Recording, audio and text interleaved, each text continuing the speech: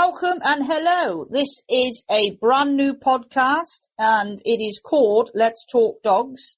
You are listening to Kez and Sam and we are coming on here and giving this a go. It's our very first time, so we're newbies and it may be a little bit rough, but we do our best for you. But we absolutely adore dogs and a lot of people do, so we thought we'd share conversations because we're always talking about dogs and we thought people might like to listen. And we are part of a dog rescue. If you haven't heard of us, we're called High Hopes Dog Rescue, and we're local in the Worcestershire area. And we just adore dogs, and we're always trying to help dogs that deserve a second chance. So it's very important to us. I'm going to hand over to Sam to fill us in a little bit of how High Hopes come about. First at another rescue centre, and they had started taking Romanian dogs, and they were a little bit different to dogs we've worked with before. They were more nervous, more hand shy, and I wanted to find out why they were like that. To understand them. Yeah.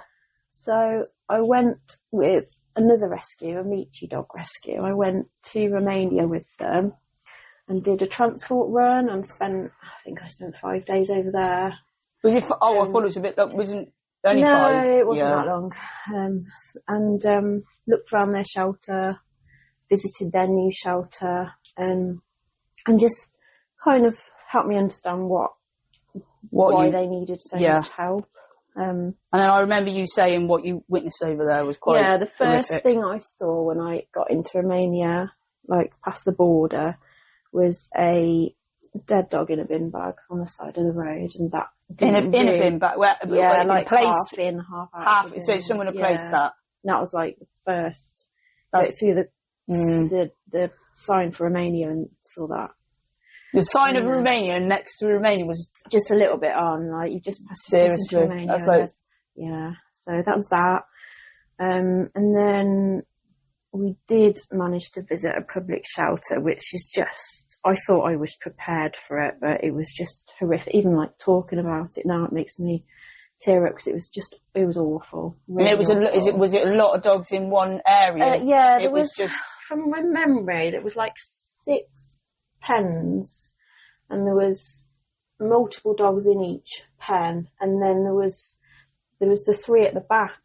And the one at the very back in the left was the one where they were, they hadn't got much longer to live. And there were 2 young, they looked like pitty type dogs. And they were really waggy tailed, they were young, they were happy. And I just knew that, even if I could get them out by some miracle, we couldn't even bring them here because of what they are. Yeah. So, they were. Yeah. But I did manage to help save one dog from there. I thought he was a puppy. He was really, really skinny. Yeah. And he got his nose through the bars. And you have to pick, don't you? And That's horrendous. One. So called him Norman, and they got him out. Yeah. And he ended up going to another rescue centre in the UK. And when I got back from Romania and I knew he was there, I went down to visit him. Yeah. Little Norman. Love to know where he is now. You didn't manage to keep tabs on Norman then? No, because he's with one of the big rescues. Oh, right. So, okay. No. Little Norman. Still got photos of him now. Have you? This is 7 years ago. So High Hopes has been going, 6? Is it 6? Yeah, it's 7 years in August. So when you come back, you decided, I can't switch off from that. I need to do... I think I'd gone in June or July, and then set the rescue up on the 9th of August. On the 9th of August, my that 40th was... birthday. Yeah. Yes, you did. Yeah, I remember you saying now on your 40th, on your birthday. So that's a good mission. To do it. Yeah. But obviously, running a rescue, it's very challenging. I didn't go in naively. No, because it's... I've worked with dogs. Your dog experience, because I adore dogs from the age dot. Yeah, me too. And I begged my parents for a dog. I can't believe you didn't have a dog. I didn't get a dog till I think I was 11. 11? 11. And she was from a rescue, but she bit my brother. Oh, wow. And she ended up having to go back to the rescue and just absolutely just devastated. Yeah. And then we did get a border collie after that, and she was absolutely fantastic. I love border collies. Yeah, she helped me through a lot. They adore you, border collies, but you've got to get them working. Yeah. If you don't keep them busy. Oh no, she was alright. Oh, was she alright? She wasn't, she was like from shows, so she wasn't like off a farm or she wasn't highly, she's highly intelligent, but she didn't need to do lots and lots of, she didn't need to work. Right. Because she wasn't kind of bred down from those lines. So she was quite chill, but she helped me a lot when I was a teenager and, you know, had some hard times. Spent a lot of time walking Carrie, her name was. Carrie? Carrie. That just reminds me of that movie. Yeah, Carrie. I know. Yeah. Yeah. That's a horrendous movie. No, but yeah, High Hopes has been going for a while, and obviously I got involved with High Hopes because I adopted from you, because my sister adopted from you, and we met, didn't we? Our first time meeting. You did.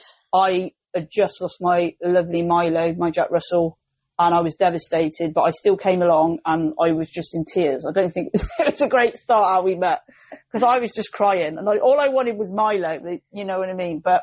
And then not long after I adopted Rusty. Fell in love with Rusty. And I think you looked at another one, didn't you? No, there was no one. Was there no one? No, it was just, I don't know what it was with Rusty. I just saw his face, and that's all it takes for dogs, isn't it? You see something in their face. He'd had a bad start as well. Yeah, well, he was from Romania. And then I learnt a lot about Romania. And then since then, I've just continued to mingle away and help you in some way. And now we're doing this podcast thing, trying to, you know, get more people. Get the word out. Get the word out. That's it. To help. Get everybody to help. But we're going to talk about 2 of our rescues later on. Yeah. Because obviously we have got dogs in our care, and unfortunately things have slowed up, and it's come very challenging right now. I think a lot of rescues are in the same situation where there's so many returns. Yeah. People haven't got the money to sponsor. All of our bills have gone up the same as everyone else's, and we just aren't getting the funds in. And we are a small charity, and unfortunately we don't have facilities like Battersea or Dog Trust, or, you know, I mean, we would love to excel to that, wouldn't we? Oh God, yeah, that's the dream. That is the dream, but unfortunately at the moment we're relying on fosters and kennels, but obviously kennel costs, they're huge. That's our biggest cost. That is our biggest challenge right now, and we're not giving up. But unfortunately, we may have to pause. Yeah, I think we'll pause a little bit.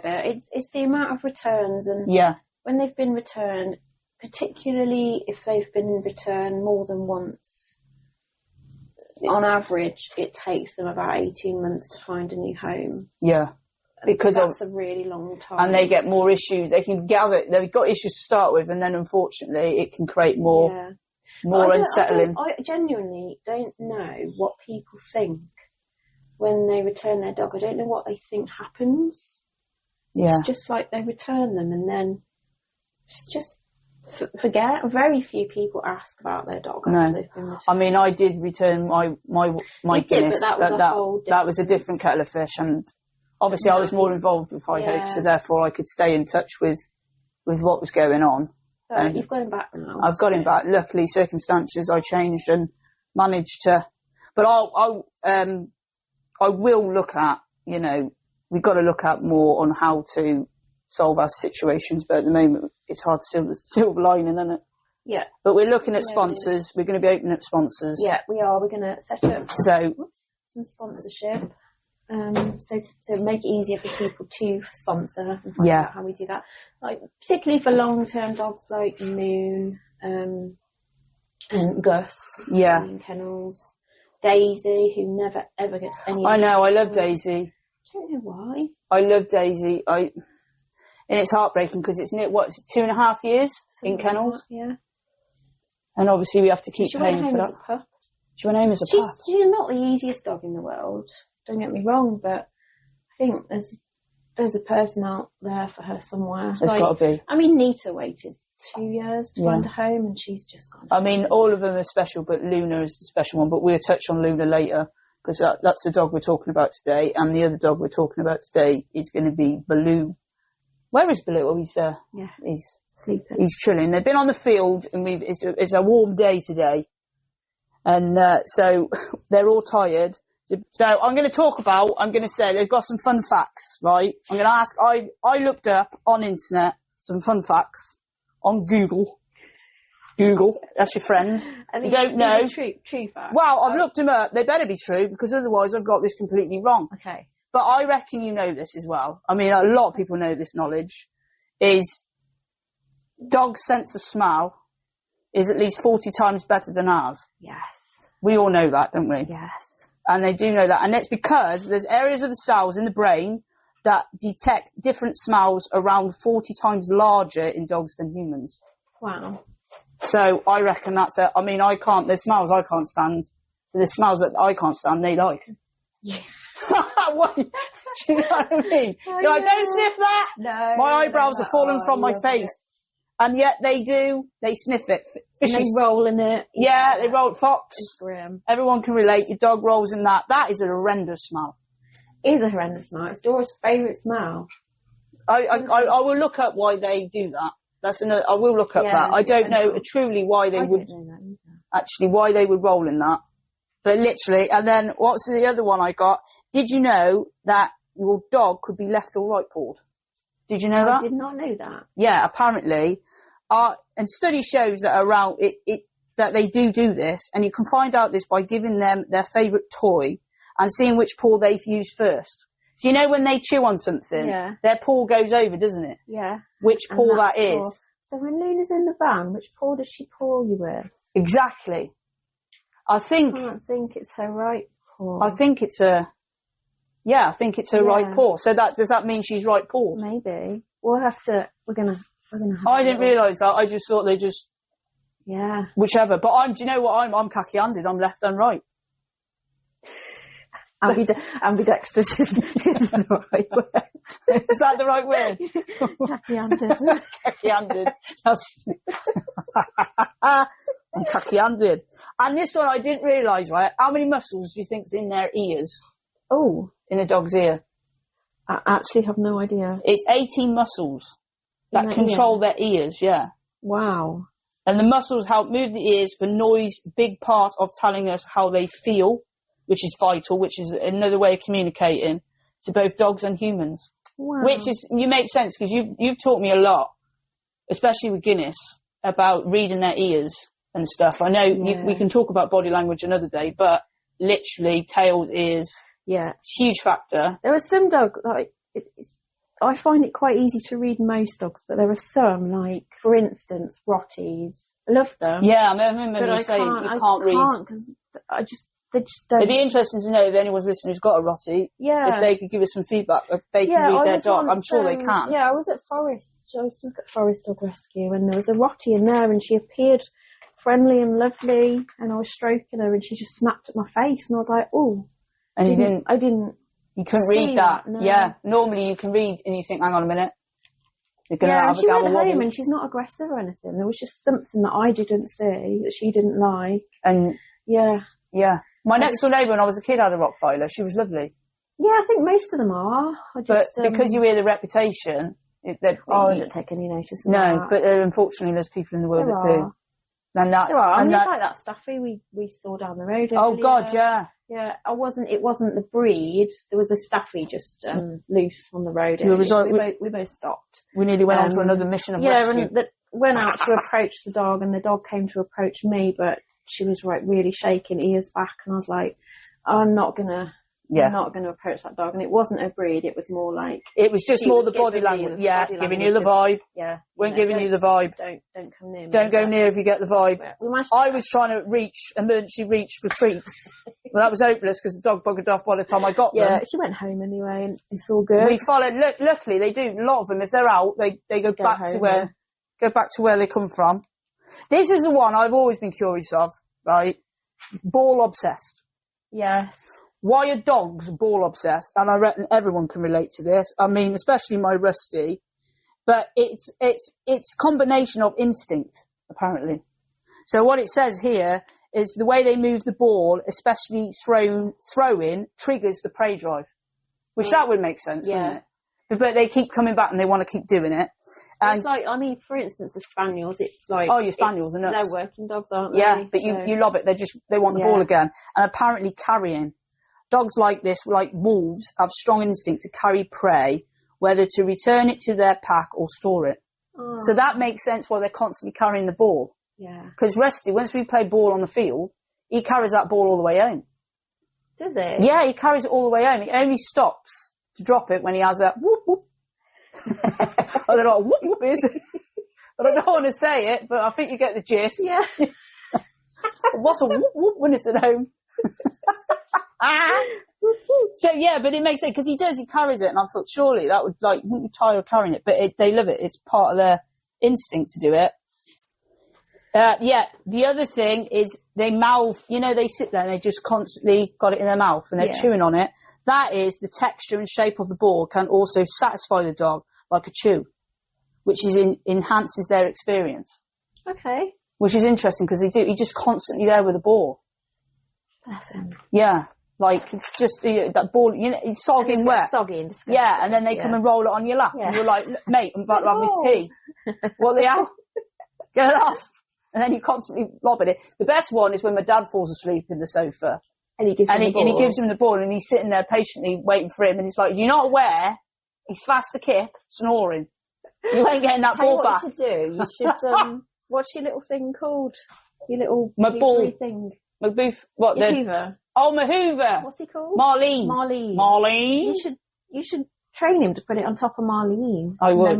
He's can... obsessed with that, actually. Is he? Yeah. Well, as soon as I come home, because he knows I'm going to put it on, he looks at it straight away, and then when I press the button, it bleeps, and then he goes frantic, and then he's obsessed with Marlene. And then once Marlene's going, he don't bother with it. He goes back to the ball. He's just excited about it starting up. He's just excited. It's the noise and just the expectation of Marlene's going to move the sofa. Everyone should have a Marlene. Yeah, I need a Marlene. You need a Marlene. You need a Marlene. And the other thing is, when you're playing fetch, it's like a bonding thing between you and your dog, which that makes sense. Yeah, it does make sense. Because you spend that time and you just strengthen your bond. If you're struggling to strengthen your bond with your dog, get a ball. And hopefully they love a ball. Not every dog loves a ball. No, not every dog loves the ball. And obviously the one thing is, like, people always say to you, oh my God, he's obsessed with the ball. Habit. The routine of playing fetch can become a habit for a dog, making them rely on it as a sense of mental stimulation and exercise. Mm. But some of it sometimes could be too much. Yeah. And that's not... No, it's not a good thing. That's not a good thing. Because there was a friend... Hard to break it, though. Yeah, my friend had a Jack Russell, and I love Jack Russells. I've grown up all my life. And literally, it just never stopped. And it was almost like everything else, he wasn't being a dog. He was just obsessed with the ball. Yeah.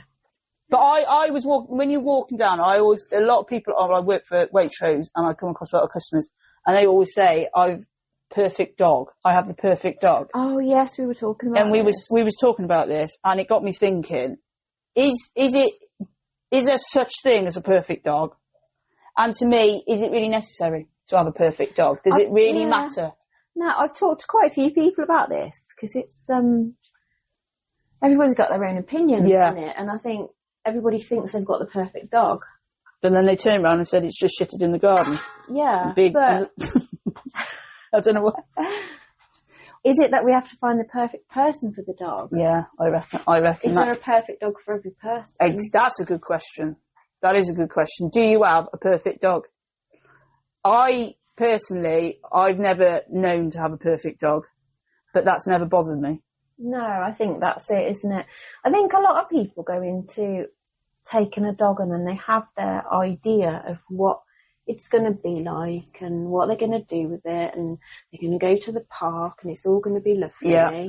But there are way more challenges. Yeah, it's not just a case of just feeding it, walking it. It could become, even if you have a puppy, it could become reactive. Yeah. A lot of people have cockapoos, and there are some lovely cockapoos around. We've had one in, and she was one hell of a challenge. It was very difficult. Yeah. Because they're quite anxious, aren't they? I mean, they're both working breeds. Yeah. And they're beautiful puppies, but a lot of them do grow up. I do find, from not having perfect dogs, if I had say for instance, I had a perfect dog. But what is a perfect dog? Exactly, what is that? I mean, you hear people go, oh, he's so good, you know, he sits and he listens and he walks perfectly and all that kind of thing. But then for me, it's slightly boring. Because you want a bit of challenge and a bit, I don't know, it adds to character by having this naughty, and you only have a little naughty side. Yeah. It's quite comical, isn't it? Because you've got a few that's a little bit naughty, and they make you laugh through the day, don't they? Luna Chow would be top of that list. Luna Chow would be. Because she's so funny. I've fallen in love with her. She's cheeky naughty. She's not naughty. Personally, for me, Baloo, I think is absolutely hilarious. He is battered a box of frogs, but he is gorgeous, and he has got a good nature. He has got a good nature. He just needs to calm down slightly. Yeah, he's very wired. But Luna Chow just does stuff. She does stuff for attention. Yeah. And then she's like, you can see that she's laughing. Like, this is hilarious. Like, a couple of weeks ago, her and Baloo were running behind one of our volunteers in the field, and they just kind of bumped into the backs of her legs. Yeah. And it was Briar.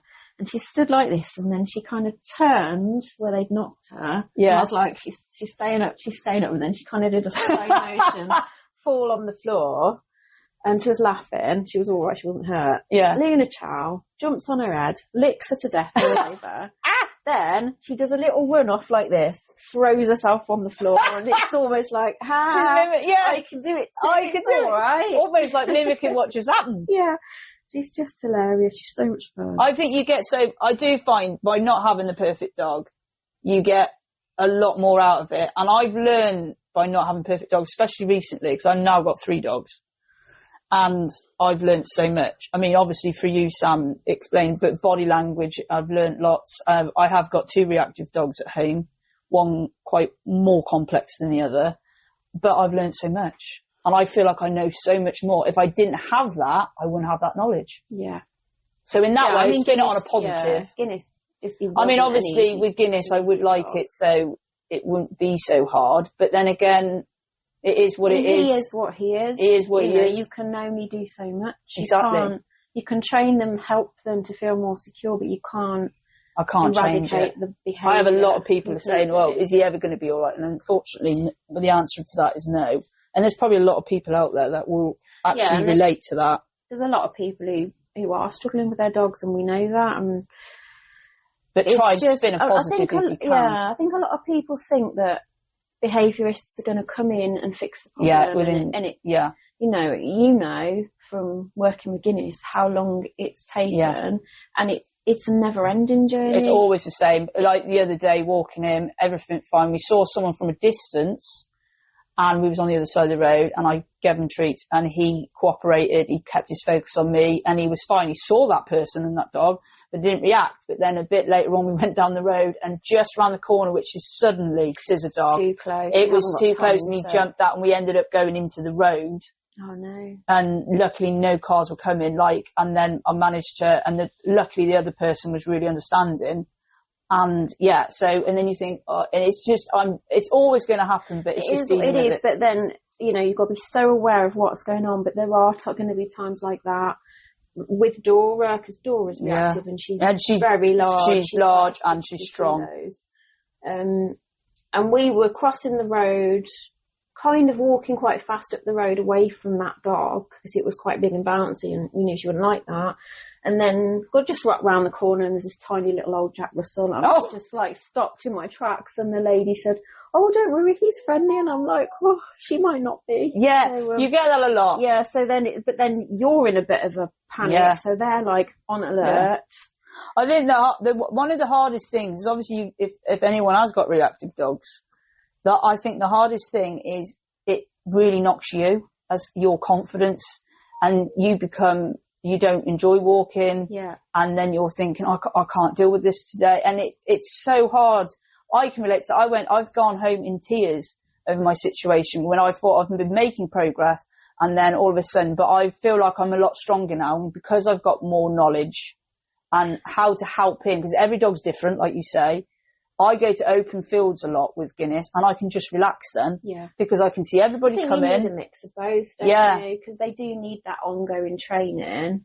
but you've got to feel in a good place in yourself to be able to do because that. If you're not, you're not going to win with the dog. No, you're not. And like, you take them out and then they'll react once and then it just escalates and their cortisol's going up, hitting the roof, and then it just soul destroying, and you feel like you're alone and there's no one else. But I'm really glad, like on Facebook, there's loads of groups for reactive dogs that you can share, and everyone is on that page and stuff, and it's just what it is. I mean, it does make you feel like you're not alone. No, because obviously my idea, I mean, an idea of a perfect dog is a dog that you can take anywhere, greet anybody, be friendly with everybody.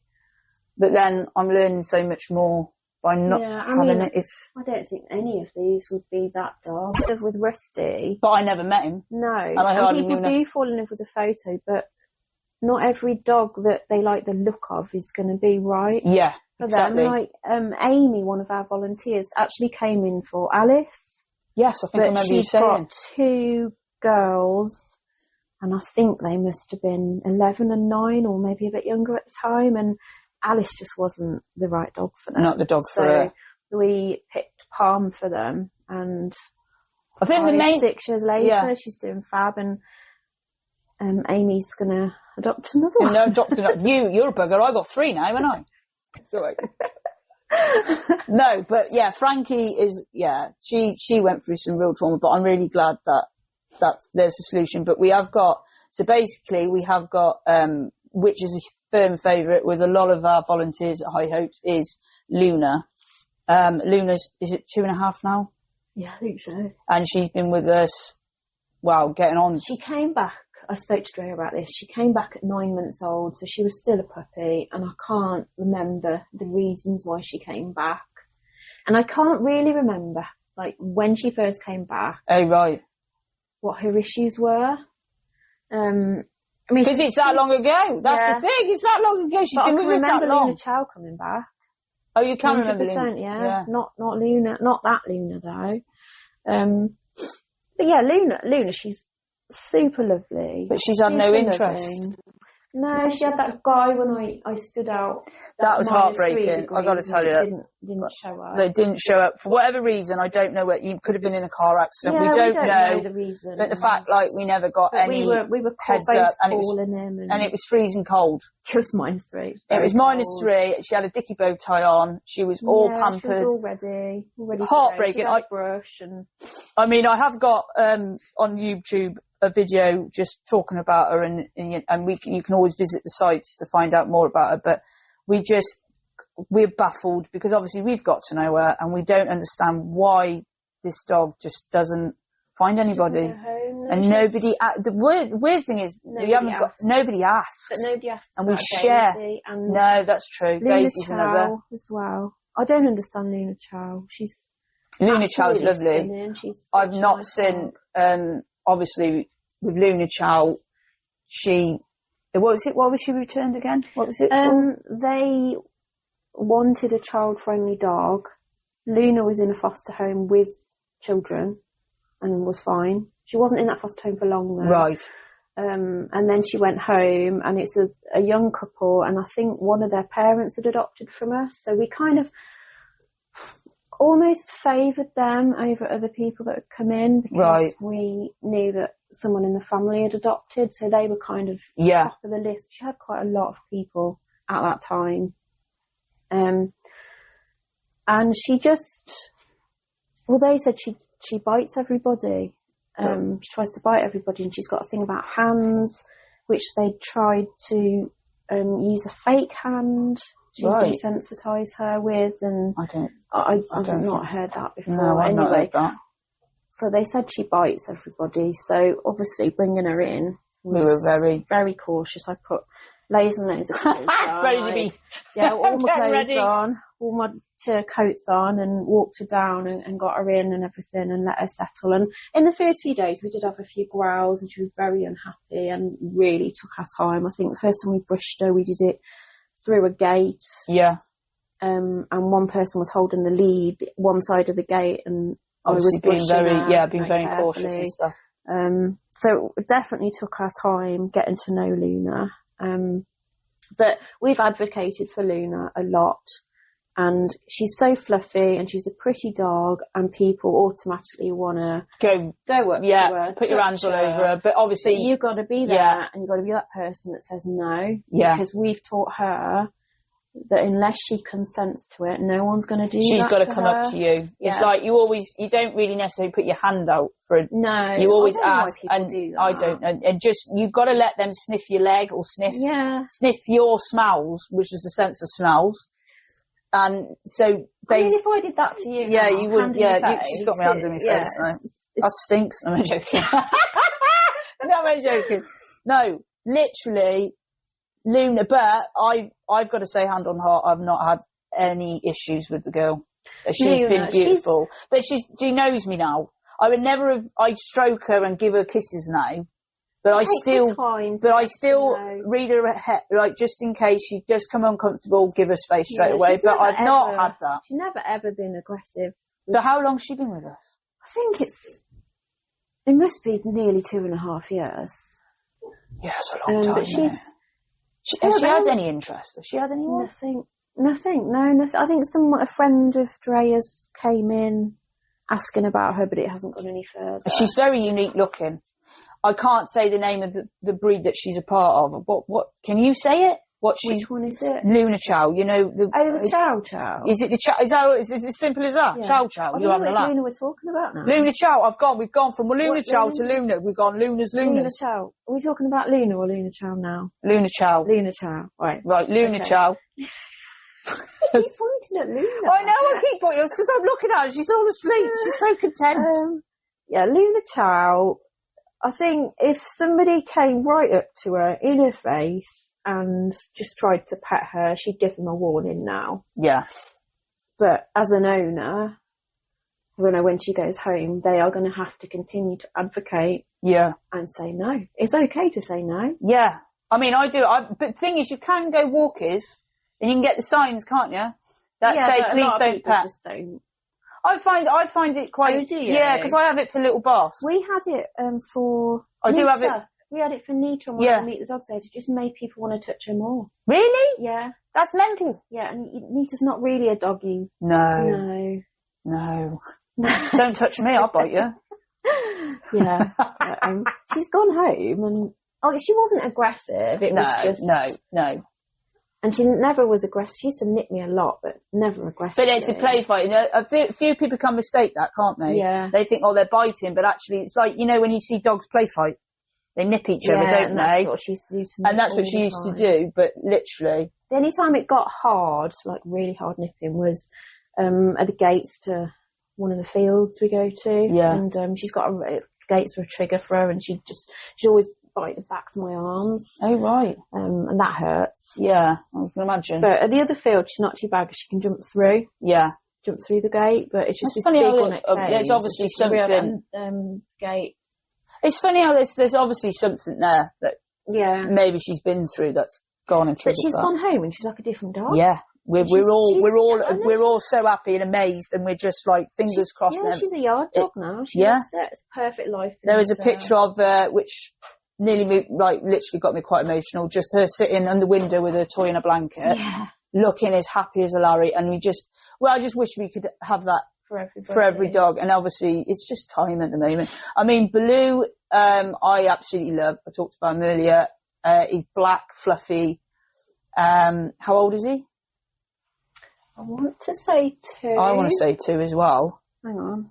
But the big thing with Baloo is that he is deaf, and which isn't a massive injury. It's not much of a problem. It's just you've got to change the way. Again, it's not the perfect dog, but it's like training. There's ways of training, and we can always help with that, and we've got advice for that. And communicating, it would be more hand signals. I mean, obviously verbally, you can't do that. So he's very, very excitable and quite erratic. Yeah, he's just over 2. He's just over 2, is he? And where did he come from? Romania. He's a Romanian as well. So he was found literally starved in Romania. God. And he spent 6 months with the rescuer over there. We knew within a week that he couldn't hear. Yeah. Or if he hears, he can hear if it's a very, very loud whistle they did at the vets, and he could just about hear that. But I'm also not convinced that his eyesight is 100% because or whether it's just boredom because he started running at things that aren't there. Right.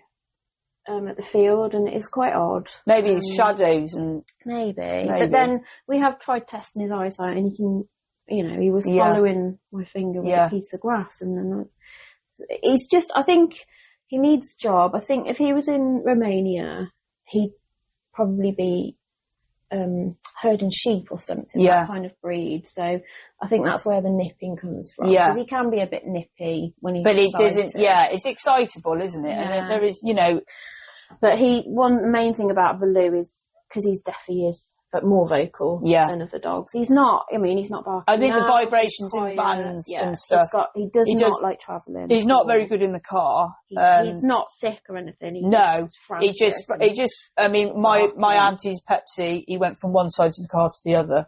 I thought it was absolutely hilarious when I was a child. And I was like, can we take him out of the car? Can we take him out of the car? I went, we are not going in the car. I said, please, we go in the car. And he's from one side to the other. And at one point, I stupidly had the window down a little bit and the damn thing nearly flew out the window, and I just grabbed him because he was so frantic. Yeah, that's what Baloo said. And literally nearly launched as we was going along. So, oh my God, nearly killed a dog. So, Pepsi, his name was, absolutely got to 19, mind. 19 years old. He had dementia. Wow, that's really We found him trying to climb into the oven at one point. Oh my God. Yeah, Auntie Mary luckily only just turned it on. I don't know whether he thought he was going to be the dinner for us, but we really didn't want to eat dog. Oh my God. That's definitely off the menu. But Baloo, I think I reckon once he's found the right person, it's going to take a special person, time, patience. It's going to be a lot of time. He did go into that foster home, and I think he was there for 2 weeks, but he was kind of on edge and a little bit. Yeah, he needs reassurance, I think. Yeah. He was better driving with Sarah. Yeah. He really liked Sarah. There has been signs of progress with him. Yeah. I mean, he's fab with other dogs, but he couldn't live with another dog. No. Because he is protective over food. And isn't he into dogs? He gets quite in their face and he stuff. Gets in their faces and he wants to play with everybody, but then it turns into, let's hump everybody. And a lot of dogs really don't like that. I mean, he goes out with the dogs that will tolerate him. Yeah. Him and Luna Child together aren't the greatest. They play together, but then it does start to escalate. Yeah. And you do have to kind of separate them for a bit till they've calmed down again. But obviously everything's on Facebook under High Hopes for any of the dogs that we've spoken about today. Have a look at them, look up, have a gander, and if you feel that you can give any of these dogs a home, that would be absolutely fabulous. But I'd love to see Penny go home. Penny's another one. She's so lovely. She's how long's she been with us? Oh God, it must be over 2 years. Wow. Over 2. She came. She was found in a public shelter in Romania with Toby, and we were asked to take them by someone. We'd taken one dog from them that was at kennels. We rescued him because the rescue didn't want him or something. We took him. And then they asked us to take these two, and we said yes, we'd have them. And then when they went back to get Penny, she got 2 broken legs. Both front legs were broken. And so you obviously no idea what. No, I wouldn't want to think. I wouldn't even want to know why that is. They plated them and everything in Romania, but they should have taken the plates out, and they didn't. Yeah. And, she came to us with the plates and everything, and one of the days we noticed the plate was sticking out, like you could see it under the skin. Oh my God. She had to go in and have the plates removed. And her one leg may need further surgery because it's quite bad. So obviously I think we're going to try some splints with her. Yeah. But she can't do major amounts of exercise. And again, I mean, a lot of our dogs in our care, like Penny, will take we're looking for a special person. Yeah. And they're few and far between, sadly. Penny's just, she is fairly easy. She's a fairly easy She's good dog. natured. I've never been worried about handling her or anything like that. No, I mean, obviously in the beginning, when she was really nervous, you wouldn't think it now, but she was really nervous. You couldn't touch her or anything, to begin with. When she had her operation, she couldn't really be touched. And then gradually over time, she's settled. But in the first few months she was here, she did bite my son. And it was my fault entirely. We would start them off in a quiet area, and then we'd slowly been integrating her into the kitchen. And I'd forgotten I'd left her out, and my son had come in to make a drink. She panicked. It's out of panic more than anything. And she was trying to get in the cupboard with all the God, under the sink cupboard, and he just automatically went to grab her. He didn't grab her; he just went to stop her hurting herself. But I think that's possibly how she's broken her legs, because if she panicked, I can see. Yeah, if she's climbed on something and fallen off or whatever. Yeah, but, she's friendly with. She's quite friendly with new people. She's friendly with dogs. She'd like to live with another dog, I think. Do you think she'd be better off with a friend? I think maybe just one as a dog. Yeah. But yeah, we've got a lot that need to find homes, and they've all got their little issues, but it's manageable. It's not lost causes, is it, Sam? No. Oh, look at Dora having a dream. Oh, well, we've got the flickering. We've touched on that. What dogs dreaming, flickering. Why do dogs dream? I think that's a lovely one. Well, I love. There's something really therapeutic watching your dog having a dream, and just relaxing. Though, do they? I don't know if I'm the only. Like with all the. But I find it very content looking at a dog sleeping, curled up. Everything's fine. Everything's cushy. Oh God, I haven't seen cushy in a long time. Everything's cushy. Cushy. At least that's a real word. Yeah, I just invent new words. I've always got new words. But anyway, hopefully you've enjoyed listening, and this is our first time, so everything's all a bit rough. So hopefully you'll enjoy the next few that we'll try and do, and just maybe give us some suggestions. Yeah, give us some suggestions. Yeah, what you'd like us to talk about, and give us any feedback. If you've got the perfect dog, we would like to know if you've got the perfect dog. That would be interesting to know. And obviously, please give us a follow on Facebook under High Hopes, and we'll be back shortly. Thanks for listening. This has been Kez and Sam.